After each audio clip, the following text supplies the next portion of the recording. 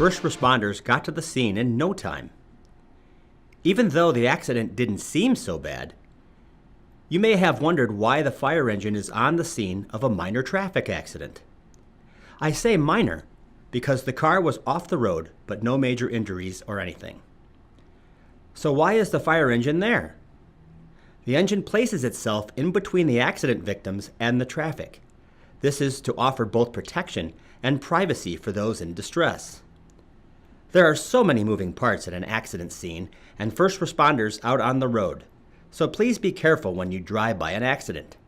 First responders are putting their safety at risk, being out on the road like that for others, and would appreciate our patience when driving through.